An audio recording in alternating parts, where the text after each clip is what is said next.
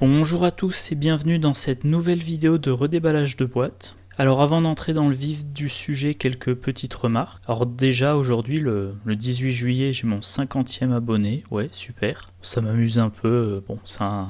Allez, encore un petit problème d'enregistrement qui se fait pas. Ce coup-ci, c'est parce que je manquais d'espace sur mon ordi. Bon, ça va, je m'en suis rendu compte après seulement 2 cartes commentées. Donc, bon, je sais plus où j'en suis, on verra au montage. Donc, je disais 50 abonnés, voilà, bon, 50 personnes qui, de temps en temps, enfin, 50 personnes qui sont dit qu'ils apprécieraient mes vidéos, 10 personnes qui les regardent de façon régulière. Voilà, donc à côté de ça, cette vidéo-là, j'aurais dû la faire avant parce que cette vidéo-là, c'est celle pour le Spectre de la Vérité, le 3e pack de la route de Carcosa, alors que j'ai déjà fait les packs suivants, les packs 4, 5, 6. Donc voilà, je m'en rends compte maintenant, je rattrape maintenant. Alors, première carte du pack, on se reverra en enfer.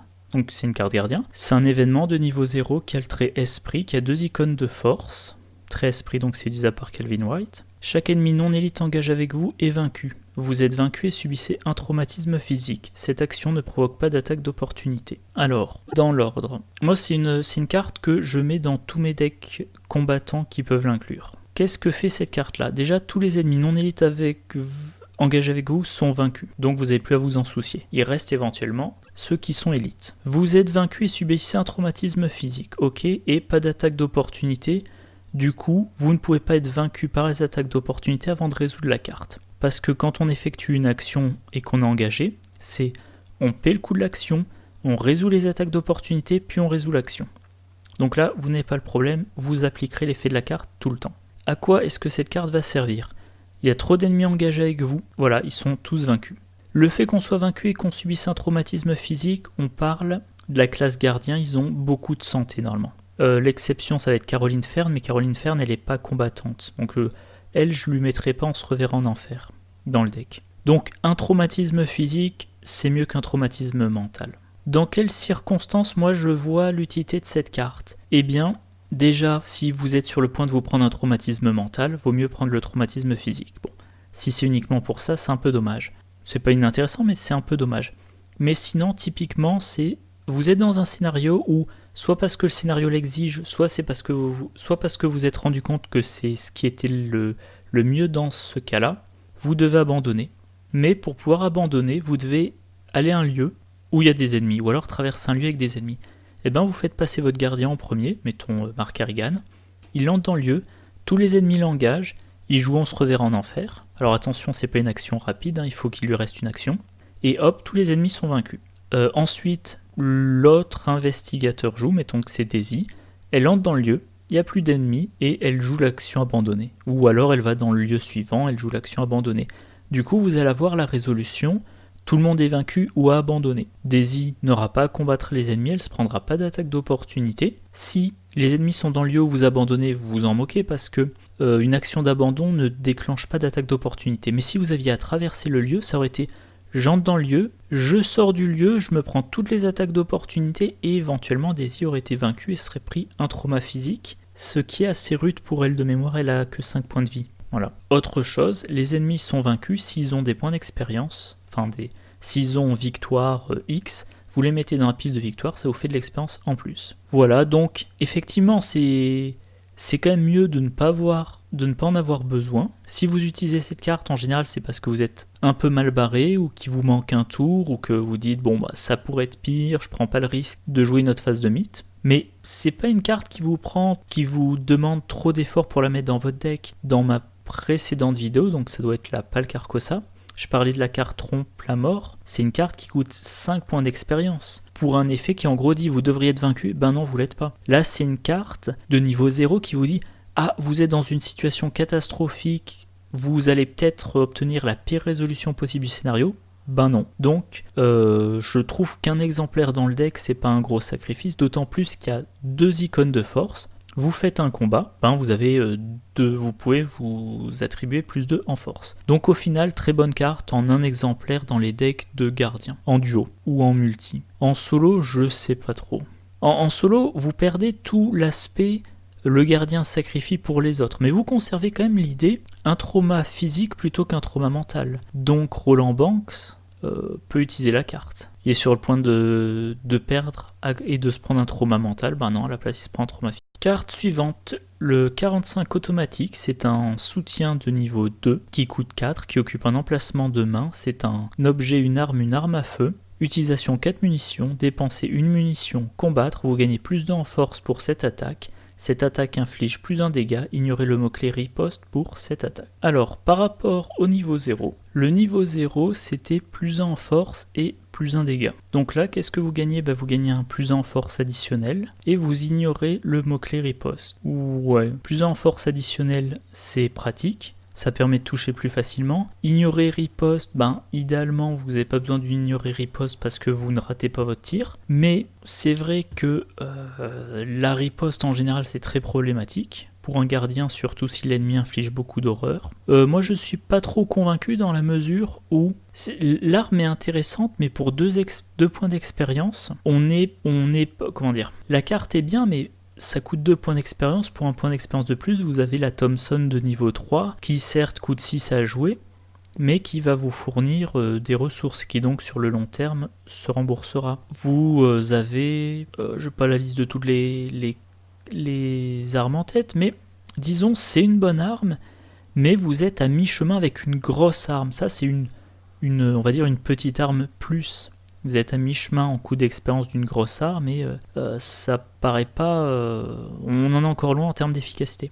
Alors à côté de ça, si vous jouez les tabous, avec les tabous maintenant la machette elle coûte 2 points d'expérience. Donc voilà. Si vous jouez les tabous, je comprends très bien que le 45 automatique de niveau 2 semble très intéressant, mais sinon je trouve ça un peu cher. Carte suivante, première carte chercheur, raisonnement logique, c'est un événement de niveau 0 qui coûte 2, très perspicacité.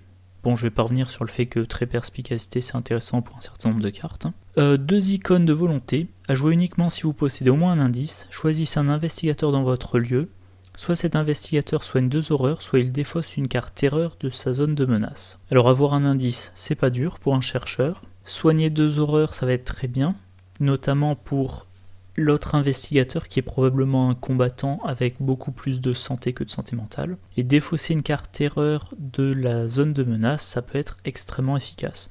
Je ne vais pas passer en revue toutes les cartes terreur, mais il y a certaines traîtrises qu'on met dans sa zone de menace qui sont très handicapantes. Voilà. Donc c'est une bonne carte, ça peut toujours être intéressant d'en avoir un exemplaire dans son deck, notamment si on joue en binôme avec Roland Banks, qui ne peut encaisser sur toute une partie que 4 horreurs. Dans un deck Joe Diamond, si on le met dans le deck, comment ça s'appelle, le deck investigation, non, je sais plus, le deck intuition. Si vous le mettez dans le deck intuition de Joe Diamond, ça sera gratuit. Et voilà, c'est le genre de carte qu'on peut utiliser quasiment tout le temps. C'est assez probable que vous ayez, qu'un investigateur dans votre lieu soit pris 2 horreurs. Alors de mémoire, dans la boîte Le Retour de Carcosa, il y aura la version améliorée de raisonnement logique. Mais je n'ai plus en tête l'effet de la carte. Alors carte suivante, attention, spoiler, c'est l'amélioration de glyphes archaïques. Première amélioration de glyphes archaïques, pierre d'orientation. Donc c'est un soutien de niveau 3 qui coûte 2, qui occupe un emplacement d'arcane, trait, sort. Vous ne pouvez inclure ce soutien dans votre deck qu'en améliorant la carte glyphe archaïque non traduit, uniquement si vous avez indiqué dans votre carnet de campagne que vous avez traduit les glyphes. Utilisation 3 charges, 4 si vous jouez avec Akashi Oniele. Action, dépenser une charge enquêtée, découvre un indice supplémentaire dans votre lieu pour chaque groupe de 2 points de réussite. Je trouve cette carte géniale. 3 utilisations. Ça occupe un emplacement d'arcane pour les chercheurs, c'est pas trop disputé. Dépensez une charge, vous faites une enquête, vous découvrez un indice supplémentaire dans votre lieu pour chaque groupe de 2 points de réussite. Et bien vous faites un test, vous le boostez bien, et vous pouvez avoir de gros écarts. Alors évidemment, si vous tombez sur l'échec automatique, vous êtes vert. Mais mettons que vous êtes dans un lieu qui a une valeur occulte de 3. Vous jouez Daisy, elle a une valeur de base de 5. Milan Christopher, ça fait 6. La loupe, ça fait 7. Elle a études supérieures en jeu LP 1, ça lui fait 8. Elle pioche un jeton, ça lui fait un, disons, moins 3. Si elle pioche, mettons, un moins 1, ça lui fait du 7 contre 3. Ça lui fait une réussite avec plus 4. Elle prend 3 indices d'un coup. Si vous combinez ça avec déduction, voilà, mettons vous avez joué déduction et vous réussissez avec plus 4, vous avez un indice pour l'enquête, 2 indices pour les glyphes archaïques, 1 indice pour la déduction, voilà, une action, 4 indices d'un coup. Moi, la dernière fois que je l'ai joué, c'était avec Minty-Fan. Alors en combinant les cartes, donc voilà, sa valeur de base de 4, je pense qu'elle avait Loop, de Mylène Christopher, je pense pas qu'elle jouait études supérieures, mais ensuite elle jouait une perspicacité, elle se rajoutait un icône sur perspicacité, etc., etc. À la fin, c'était une enquête à 11 contre la valeur occulte du lieu. Encore une fois, vous tombez sur l'échec automatique, et ben vous sentez con, et ça vous énerve, mais si vous avez un -3, vous boostez bien votre test, ou alors vous faites un test sur un lieu qui a une valeur occulte basse, et ben, ça peut être minimum 2, enfin si vous n'avez pas 2 indices, c'est que vous avez mal choisi votre cas, mais 3 indices, peut-être 4, et éventuellement si vous combinez toutes les cartes bien comme il faut, mais ça arrive qu'une fois par partie, vous pouvez monter jusqu'à 5 indices en une fois. Alors à noter que ces glyphes archaïques là s'accordent bien avec vision ésotérique. Bon, vous avez la carte sous les yeux, je ne vais pas tout détailler, mais vision ésotérique, ça baisse la valeur occulte du lieu de 2. Ça veut dire qu'avec glyphe archaïque, comme la difficulté baisse, c'est plus facile de réussir avec un gros écart. En partant de la même valeur de compétence, vous partez de la même valeur de compétence de base, vous vous donnez les mêmes bonus, vous piochez le même jeton, et ben sans vision ésotérique, vous réussissez avec une différence de n, ou vous ratez qu'une différence de n. Avec vision ésotérique, vous réussissez avec une différence de n+2. Voilà. Et même remarque que d'habitude, si la valeur occulte du lieu, vous la descendez à 0, vous ne craignez plus que l'échec automatique. Donc vous êtes dans un lieu qui a une valeur occulte de 2, un investigateur, vous ou un autre utilise vision ésotérique, la valeur occulte du lieu passe à 0, vous avez 4 de base, vos bonus vous donnent 6, vous faites une enquête avec les glyphes archaïques, vous piochez pas l'échec automatique, du coup vous avez réussi, et si vous jouez en mode normal, disons vous piochez un -2, ça vous fait quand même une réussite à 4 contre 0, donc vous prenez 2 indices supplémentaires. Voilà. Du coup, glyphes archaïques, pierre d'orientation, je trouve ça très bien. Glyphes archaïques, annonciateur de prophétie. Alors, maintenant, quand vous dépensez une charge, vous faites une enquête, en cas de réussite, vous avez le droit d'échapper automatiquement à un ennemi engagé. Cette action ne provoque pas d'attaque d'opportunité. J'ai jamais utilisé cette version-là, donc ça vous sert à vous échapper pendant que vous enquêtez. Donc vous échappez avec votre intelligence. Et comme c'est une action d'enquête, vous bénéficiez de tous vos bonus qui ne ciblent que l'enquête. Par exemple, la loupe. Donc l'effet en lui-même est très bien. Ah oui, comme c'est une enquête, vous avez quand même un indice. Vous êtes dans un lieu, il y a un indice, vous êtes engagé avec un ennemi, vous utilisez les glyphes archaïques, vous faites votre enquête, c'est réussi, vous prenez l'indice, et comme c'est réussi, vous échappez automatiquement à l'ennemi, sans vous être pris d'attaque d'opportunité. L'effet est très bon, mais dépenser 3 XP pour donner 3 occasions à un chercheur d'échapper à un ennemi, c'est un seul ennemi à la fois, hein. C'est pas tous les ennemis engagés avec vous, c'est un ennemi. J'ai jamais fait jusqu'à présent, je me dis que mon chercheur, je le joue avec un ou plusieurs combattants, ces combattants ils s'occupent des ennemis. Que ça soit en les engageant pour les attaquer, que ça soit en les attaquant sans les engager éventuellement, ou que ça soit en les engageant pour ensuite leur échapper. Si je jouais un chercheur en solo, ce qui n'est jamais arrivé, effectivement j'envisagerais ces glyphes archaïques là comme solution de combat. Enfin comme solution de combat, pardon, je veux dire comme solution de gestion des ennemis. Je suis dans un lieu, il y a un seul indice, il y a un ennemi, j'entre dans le lieu, l'ennemi m'engage, j'enquête avec les glyphes archaïques, je réussis mon enquête parce que je suis un chercheur, j'ai échappé à l'ennemi, il est engagé, il n'y a plus d'indice dans le lieu, je sors du lieu. Si l'ennemi n'est pas chasseur, je m'en soucie pas. S'il est chasseur, face des ennemis, il se redresse, mais c'est seulement la phase des ennemis suivante qui sortira de son lieu, donc ça m'a donné du répit. Donc je suppose que c'est très intéressant dans un chercheur solo, mais c'est quelque chose que je n'ai encore jamais joué. Carte suivante et première carte, Truand Kuba. C'est un événement qui coûte un événement de niveau 0 qui coûte 2, qui a le trait russe, donc ça peut entrer dans un deck Rita Yang. Combattre, ajoutez votre agilité à votre valeur de compétence pour cette attaque. En cas de réussite avec une différence de 2 ou plus, échappez automatiquement à l'ennemi attaqué. Bon, ça coûte 2, les truands normalement ils ont des sous, c'est pas trop. C'est un combat, donc vous le faites avec votre force, vous y ajoutez votre agilité. C'est une attaque, si vous la réussissez, ça fait seulement 1 dégât. mais si vous la réussissez avec 2 ou plus, vous échappez automatiquement à l'ennemi attaqué. Ouais. Alors l'attaque en elle-même n'est pas impressionnante, mais elle est plus facile vu que vous utilisez 2 compétences au lieu d'une seule. Donc plus de chances de réussir l'attaque, mais c'est une attaque qui inflige qu'un dégât. Donc c'est une carte qu'on ne joue pas pour l'attaque, on joue pour l'effet d'évasion. Au lieu de faire un test d'évasion, vous faites un test de combat et vous y ajoutez votre agilité, mais il faut réussir avec 2 ou plus, c'est-à-dire que ça, par rapport à un test d'agilité où il faudrait juste réussir avec 0 ou plus, c'est intéressant si vous avez une force supérieure à 2. Si vous avez une force de 2, c'est la même chose niveau évasion, mais vous infligez un dégât. Si vous avez une force de niveau 3, c'est plus 1, enfin vous partez avec une compétence de base de plus 1 par rapport à une tentative d'évasion standard. Voilà. Réussite par 2 ou plus, bon ça peut être la base d'un deck, mais dans mes essais de deck réussite par 2 ou plus, je ne l'ai jamais intégré je crois. Je sais pas, il y a d'autres choses à faire.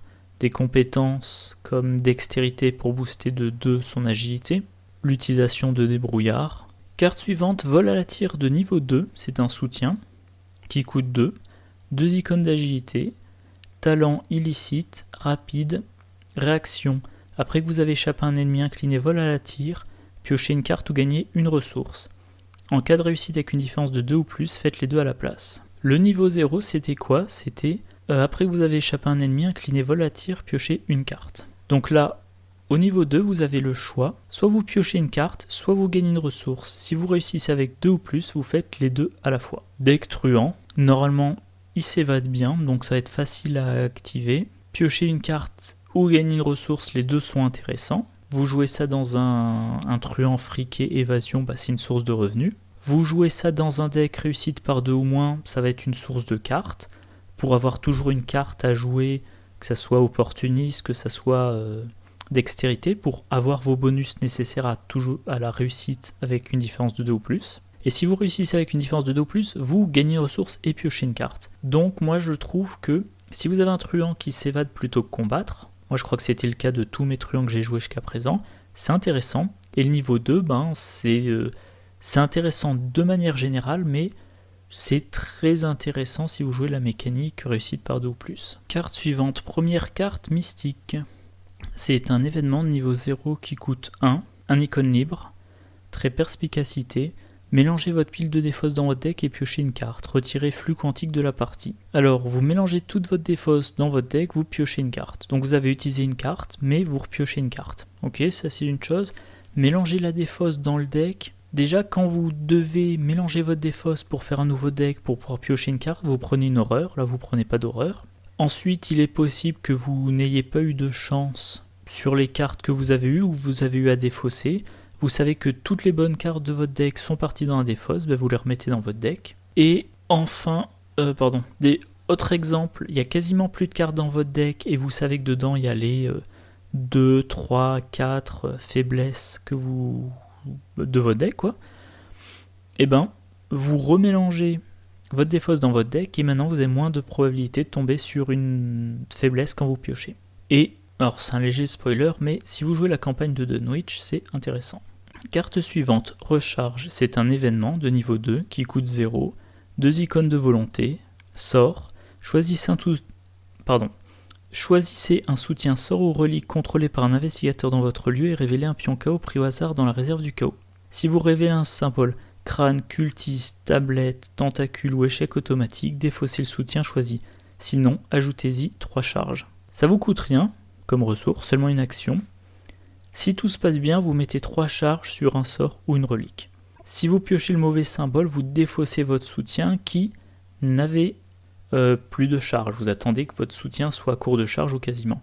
Donc pire des situations, vous n'y perdez quasiment rien. Et si tout se passe bien, vous récupérez 3 charges. Et 3 charges sur un flétrissement, ça peut être 3 ennemis vaincus en plus. Donc très intéressant. Ça peut aussi vous permettre de recharger un sort plutôt que de jouer la deuxième copie et donc d'économiser vos ressources. Alors très bonne carte, je pense pas l'avoir jouée déjà, mais encore une fois j'ai pas joué beaucoup de mystique. Voilà. Carte suivante, première carte survivant du pack, c'est Madame la Branche. C'est un soutien de niveau 0 qui coûte 2, qui a les traits alliés et mécène. qui occupe un emplacement d'allié, 2 points de vie, 2 points de sentiment, 2 points de santé mentale. Action rapide, si vous n'avez aucune carte dans votre main, inclinez Madame la Branche, piochez une carte. Action rapide, si vous n'avez aucune ressource, inclinez Madame la Branche, gagnez une ressource. Donc chaque tour, vous faites l'un des deux, ou les deux, ou 2 fois une action si vous avez de quoi la redresser. 2 points de vie, 2 points de sentimental, bon, elle peut encaisser un de chaque avant d'être vaincu. Et c'est une des 3 cartes de base de l'archétype survivant fauché, avec notamment cacher son jeu. Alors je l'ai évoqué plusieurs fois, donc je ne vais pas revenir en détail, mais cacher son jeu, ça vous donne 1 à chaque compétence si vous n'avez pas de ressources. Et ça vous permet de choisir de ne pas gagner de ressources pendant l'entretien. La hache d'incendie, bon je ne vous la montre pas, elle vous permet de booster votre force en dépensant des ressources. Il y a d'autres cartes qui vous permettent de dépenser vos ressources. Donc c'est votre tour, vous avez une ressource de l'entretien précédent. Vous dépensez cette ressource pour vous booster. Et maintenant, grâce à cacher son jeu, vous avez plus 1 de partout. Et si vous avez besoin pour une autre action de dépenser une ressource, vous utilisez Madame la Branche, vous gagnez votre ressource, vous la dépensez, et cacher son jeu se réactive. Voilà, même chose, hein, vous n'avez plus de cartes, et vous pouvez piocher une carte. Moi je ne l'ai jamais utilisé pour la pioche de cartes, mais je suppose que dans certains types de decks, ça sera plutôt la pioche qu'on voudra. Mettons un deck Ashcan Pit, vous défaussez des cartes pour redresser vos soutiens, par exemple redresser Duke, et de temps en temps vous vous retrouvez à court de cartes et vous avez bien besoin de piocher une carte pendant votre tour. Donc excellente carte dans les decks appropriés. Et même si le deck n'est pas approprié, quand même, elle coûte 2, elle a 2 points de vie, 2 points de santé mentale, potentiellement elle vous fait gagner une carte, une ressource chaque tour, c'est quand même intéressant. Dernière carte du pack, j'ai l'impression qu'on va super vite aujourd'hui. Piège à coller, c'est un événement de niveau 2 qui coûte 2, qui est très piège et improvisé. Attachez cette carte à votre lieu limite de 1 par lieu, forcez après qu'un ennemi non élite est entré dans le lieu attaché, inclinez cet ennemi, désengagez-le de tous les investigateurs et attachez-lui le piège à coller. Forcez quand l'ennemi attaché devrait se redresser, défaussez le piège à coller à la place. Donc, ça vous coûte 2 ressources, vous mettez la carte sur un lieu, quand un ennemi non élite entre dans le lieu, vous l'inclinez, vous le désengagez et vous lui attachez le piège. Et quand il devrait se redresser, donc phase d'entretien suivante, vous défaussez le piège.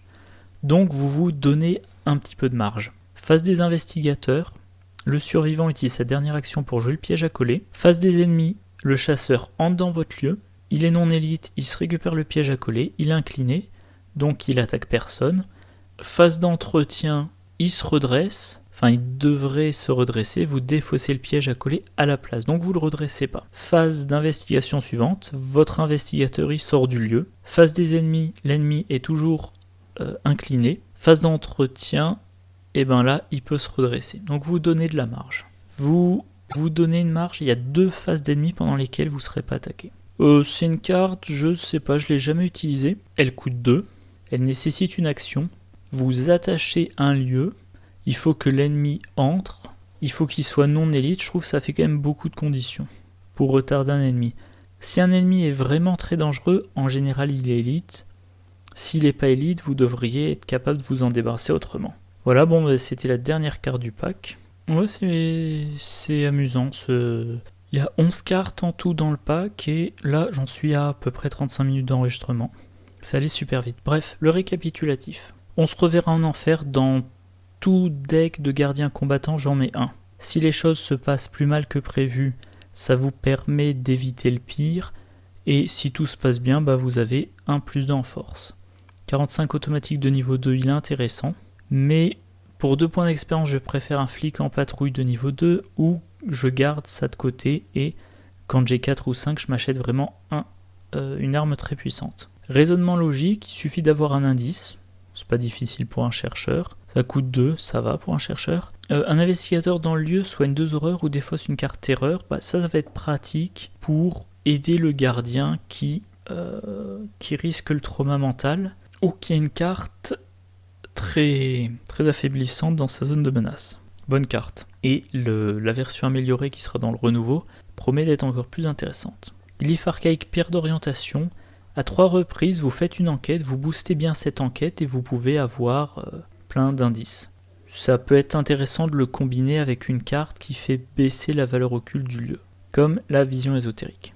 Glyphe archaïque, annonciateur de prophétie. une enquête qui vous permet en même temps d'échapper à un ennemi engagé avec vous. Je le testerai si je jouais des chercheurs en solo, mais c'est pas le cas pour le moment. Donc c'est bon sur le papier, mais ça n'a jamais correspondu à un de mes decks. Coup bas, un combat à force plus agilité qui vous permet de vous échapper si vous avez une réussite de 2 ou plus. C'est bon. Enfin, c'est un effet intéressant pour un truand. Ça augmentera ses chances d'échapper. Pardon, ça augmentera ses chances au combat, mais ce qui intéresse vraiment, c'est la réussite par 2 ou plus. Du coup, il faudrait que ça soit un truand qui ait une bonne agilité, au moins 3 en force. Ouais, ça restera un petit peu. Éventuellement dans un deck, test avec réussite à 2 ou plus. Enfin, test avec une réussite de 2 ou plus. Voilà la tire de niveau 2, voilà. Après que vous avez échappé à un ennemi, vous l'inclinez, piochez une carte ou gagnez une ressource. Avec une différence de 2 ou plus, vous faites les deux. À partir du moment où vous voulez que votre truand échappe aux ennemis plutôt que les combattre, le vol à tir de niveau 0 est intéressant. Si vous êtes dans une optique méga test, le vol à tir niveau 2 est très intéressant. Flux quantique, vous jouez votre carte, vous mélangez votre défausse dans votre deck, vous piochez une carte. Et vous retirez cette carte-là de la partie. L'effet ne semble pas fou, mais ça va être intéressant quand vous savez que vous ne devez pas piocher ce qui reste dans votre deck, ou quand vous voulez vous épargner l'horreur parce que vous devez remélanger votre défausse, ou si vous savez très bien que les meilleures cartes de votre deck sont dans votre défausse et que vous avez besoin de les repiocher. Recharge, c'est niveau 2, ça coûte 0. Vous choisissez un soutien sort ou relique. Si tout se passe bien, vous rajoutez 3 charges, sinon vous le défaussez, mais c'est pas trop gênant parce qu'il était déjà à court de charge ou pas loin. Voilà. Madame la branche, eh ben, vous l'inclinez dans le cas d'une action rapide pour piocher une carte ou gagner une ressource. Donc ça va être intéressant dans tous les decks qui jouent avec un minimum de ressources en jeu mais qui de temps en temps ont besoin d'en dépenser pour booster un test, ou tous les decks qui consomment beaucoup de cartes, que ça soit un deck Ashcan Pit qui défausse pour redresser, un deck Wendy Adams qui défausse plein d'événements, voilà. Très bonne carte. Piège à coller, faut l'attacher, c'est niveau 2, ça coûte 2, faut l'attacher à un lieu, un seul par lieu. Il faut qu'un ennemi non élite y entre, ça le coince pendant 2 phases des ennemis, ouais. L'effet en lui-même, l'effet que l'ennemi pendant 2 phases des ennemis il ne fait rien, c'est intéressant. Par contre, il y a pas mal de conditions à mettre. Voilà, fin du récapitulatif. Donc voilà, oui, les bonnes cartes, il y a On se reverra en enfer, Raisonnement logique, Glyphe archaïque, que ce soit la première des deux pour plutôt du duo, du multi, la deuxième plutôt pour du solo. Et enfin voilà la tire de niveau 2. Et également Madame la branche, oui. Donc au final, c'est un bon pack, hein. La moitié des cartes sont intéressantes dans le bon type de deck. Et donc voilà, fin de ce pack-là. Et maintenant, normalement, j'ai fait tous les packs de la campagne de Carcosa. Je commencerai à faire la boîte, la civilisation oubliée. Je pense que je ferai ça la semaine prochaine. Commencer, hein, peut-être pas toute la boîte. Donc partir de lundi 22. Bon ben voilà, c'est tout pour cette vidéo. Je vous dis bonne soirée et à bientôt. Au revoir.